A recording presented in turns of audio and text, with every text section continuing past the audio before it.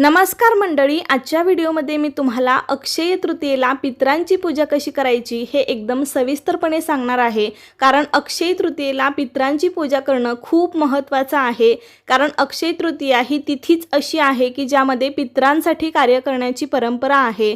आपण जर या दिवशी आपल्या पितरांसाठी पूजा केली, नैवेद्य दाखवला तर आपल्याला पितृदोष कधीच लागत नाही किंवा पितृदोष असेल तर तो दूर होतो, पितरांचा आशीर्वाद आपल्याला प्राप्त होतो। घरामध्ये पण सुख शांती नांदते, सगळ्यांना चांगले आयु आरोग्य मिळते आणि जे काही तुमची कामं अडली असतील तर ती कामंही निर्विघ्नपणे पार पडतात। कारण अक्षय तृतीयेचा दिवस म्हणजे पूर्वजांचे ऋण फेडण्याचा दिवस म्हणून पाळला जातो। पूर्वजांच्या स्मृतींना उजाळा देण्यासाठी या दिवशी पितरांचे स्मरण करून त्यांच्या प्रतिमेचे पूजनही केले जाते। या दिवशी सुरू केलेल्या किंवा या दिवशी केलेल्या पूजेचे फळ हे अक्षय असते, म्हणजे जे कधीच संपत नाही। तर या दिवशी पितरांची पूजा विधिवतपणे कशी करायची, त्यासोबत या पूजेची मांडणी कशी करायची ते मी तुम्हाला या व्हिडिओमध्ये सगळं सांगणार आहे। त्यासाठी व्हिडिओ शेवटपर्यंत पहा, अनेक जणांना शेअर करा आणि चॅनलवरती नवीन असाल तर सबस्क्राईब करायला विसरू नका। लगेच व्हिडिओला सुरुवात करूया। तर पूजेसाठी आपल्याला एक पाट लागणार आहे। पाटावर तुम्ही कोणत्याही हलक्या रंगाचं वस्त्र टाकायचं आहे किंवा पांढऱ्या रंगाचं वस्त्र टाकलं तरीही चालू शकतं। ही पूजा कोणत्या दिशेला मांडायची, तर ही पूजा तुम्ही तसं तर कोणत्याही दिशेला मांडू शकता। दक्षिण दिशेला मांडली तरीही चालू शकते। दक्षिण दिशा ही यमाची दिशा असते, पितरांची असते, त्यामुळे दक्षिण दिशेला पण मांडू शकता किंवा इतर दिशेला मांडली तरी चालतं। त्याबरोबरच ही पूजा कधी करायची, तर सूर्य जेव्हा डोक्यावर येतो म्हणजे मध्यान्नाची जेव्हा वेळ असते, म्हणजे शक्यतो दुपारी 12 नंतर 12 ते 1 या दरम्यान तुम्ही ही पूजा मांडू शकता, 12, 12:30, 1 वाजेपर्यंत। आणि त्याच वेळेस आपल्याला पितरांना पण नैवेद्य दाखवायचा आहे। तर पाटावरती वस्त्र टाकल्यावरती आपल्याला त्यावरती एक पत्रावळी ठेवायची आहे। पूर्वी पानांच्या पत्रावळी मिळायच्या, ती मिळाली तर अतिउत्तम, नाही मिळाली तर तुमच्याकडे जी पत्रावळी आहे ती तुम्ही ठेवू शकता।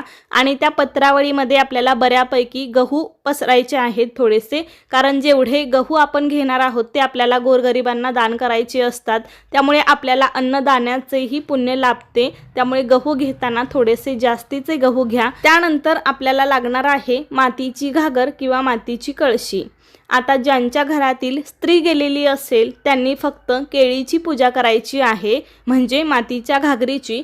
आणि ज्यांच्या घरातील फक्त पुरुष गेले असतील तर त्यांनी फक्त कराची पूजा करायची आहे, म्हणजे छोट्या घटाची, किंवा काही जण त्याला कळसा पण म्हणतात, मातीचा कळसा, जो छोटा घट असतो तो। आणि ज्यांच्या घरातील स्त्री आणि पुरुष दोघेही गेले असतील तर त्यांनी करा आणि केळी, म्हणजे मातीचा कळसा आणि मातीची कळशी, अशा दोन्हीचीही पूजा करायची आहे। तर आता आपण दोन्हीचीही पूजा कशी करायची ते पाहूया। आपण एक मातीची घागर घ्यायची आहे आणि त्यामध्ये स्वच्छ पाणी भरून घ्यायचं आहे, त्याला केळी म्हणतात। ती केळी आपल्याला त्या पत्रावळीच्या मधोमध गव्हामध्ये ठेवून द्यायची आहे। केळीमध्ये पाणी भरताना ते गळ्यापर्यंत येईल एवढं पाणी त्या मातीच्या घागरीमध्ये भरायचं आहे। आणि त्या केळीला बाहेरील बाजून त्याच्या गळ्याशी आपल्याला यज्ञकंकण म्हणजे रक्षासूत्र बांधून घ्यायचं आहे। या ठिकाणी तुम्ही 3, 5, 7, 11 अशा संख्येमध्ये रक्षासूत्र गुंडाळायचं आहे। आणि त्या कळशीमध्ये पाणी भरल्यावरती त्यामध्ये एक सुपारी आणि एक चांदीचं नाणं किंवा साधं नाणं टाकायचं आहे। त्यासोबतच त्यामध्ये थोड्याशा अक्षता, फूल टाकायचं आहे।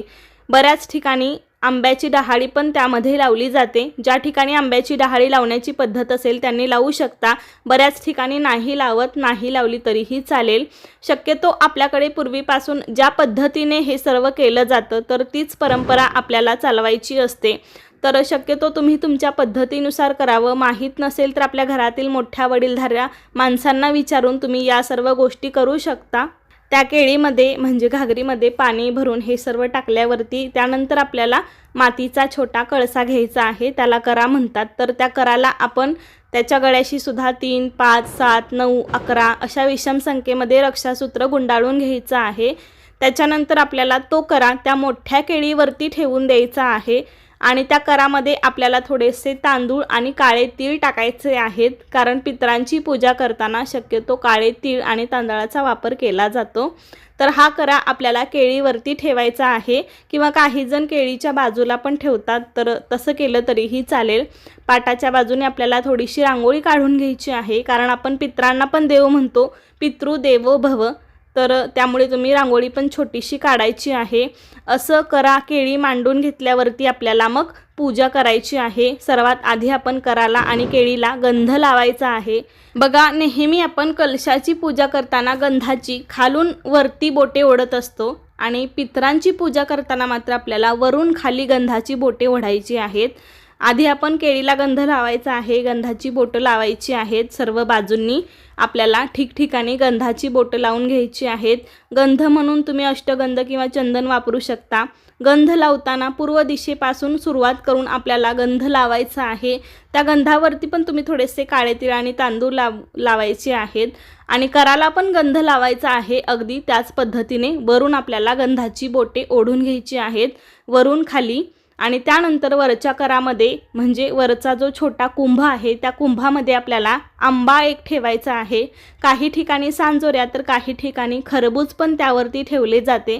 तुमच्याकडे ज्या पद्धतीने पूजा केली जाते त्या पद्धतीनेच तुम्ही करा, पण बऱ्याच ठिकाणी आंबा ठेवण्याची पद्धत आहे आणि आंब्याचंच पूजन अक्षय तृतीयेला केलं जातं।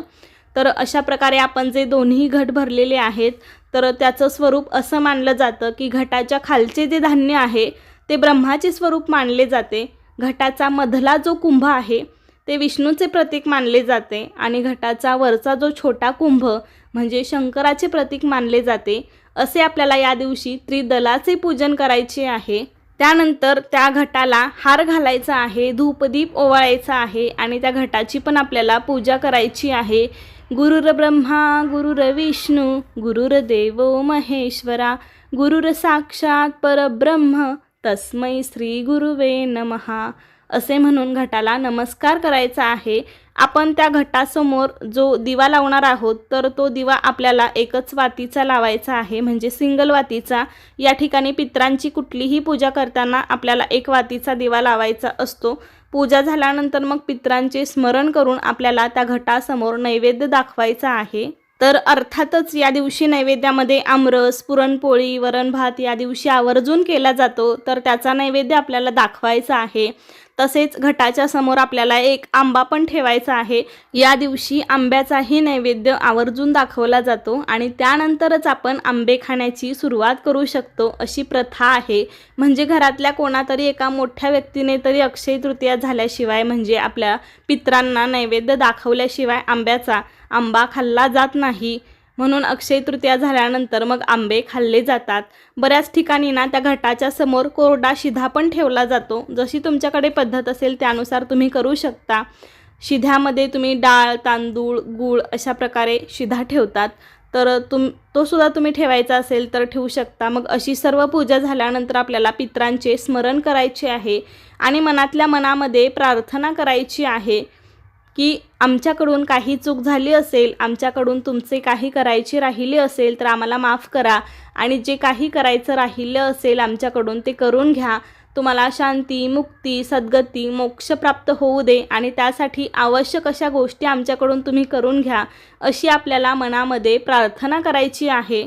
या प्रकारे ही पूजा आपल्याला मध्यान्ह काळामध्येच करायची असते। साधारण तुम्ही दुपारी 12 वाजता करू शकता, त्यातल्या त्यात 12:30, 1, 1:30, 2 वाजेपर्यंत तुम्ही ही पूजा करू शकता आणि त्यावेळेस आपल्या पितरांना नैवेद्य दाखवू शकता।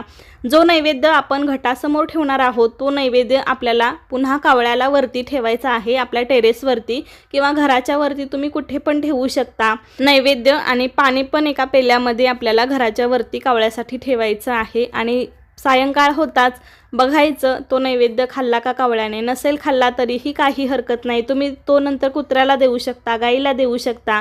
तुमच्या घरामध्ये एखादी सवाष्ण स्त्री गेलेली असेल तर या दिवशी तुम्ही एखादी स्त्री तिच्या नावाने जेवू पण घालवू शकता किंवा पुरुष गेला असेल तर त्याच्या नावाने एखादा पुरुष तुम्ही या दिवशी जेवू घालू शकता आणि स्त्री पुरुष दोघेही गेले असतील तर मग एखाद्या जोडप्याला त्यांच्या नावाने जेवू घातले जाते आणि त्यानंतर मग हे उदक कुंभ पत्रावळीसह उचलून एखाद्या गोरगरिबाला दान करावे किंवा ब्राह्मणासही दान करता येते।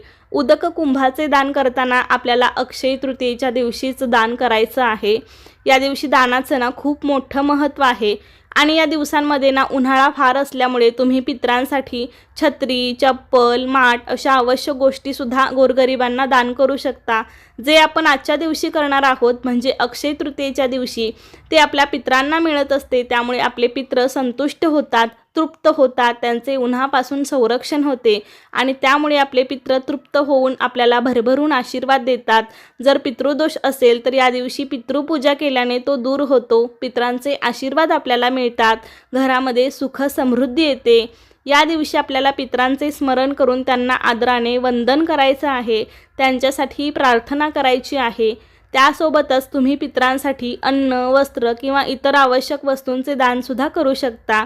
अशा प्रकारे जर आपण या दिवशी पितरांची पूजा केली तर त्यांचे आशीर्वादही आपल्याला मिळतात, पितृदोष दूर होतो आणि त्यांच्या कृपेने आपल्याला सर्व कामात यश, कीर्ती, प्रसिद्धी प्राप्त होते आणि या दिवशी केलेल्या दानाचे पुण्य अक्षय प्राप्त होते, म्हणजे ते कधीच संपत नाही. त्यासोबतच आपल्या पितरांसाठी म्हणून या दिवशी दक्षिण दिशेस बसून दिवा लावावा आणि दिव्याला मनोभावे नमस्कार करावा. अशा पद्धतीने ज्या त्या गोष्टी आपण योग्य वेळेला आणि योग्य पद्धतीने केल्या म्हणजे अक्षय तृतीयेच्या दिवशी पितरांची पूजा करणं ही पूर्वीपासून चालत आलेली परंपरा आहे. त्यामुळे आपल्याला योग्य अशा पद्धतीने जर आपण पितरांची पूजा केली तर आपल्याला पितृदोष कधीच लागणार नाही आणि असेल तरीही तो दूर होतो. त्यामुळे तुम्ही सुद्धा अक्षय तृतीयेला अशी पूजा नक्की करा.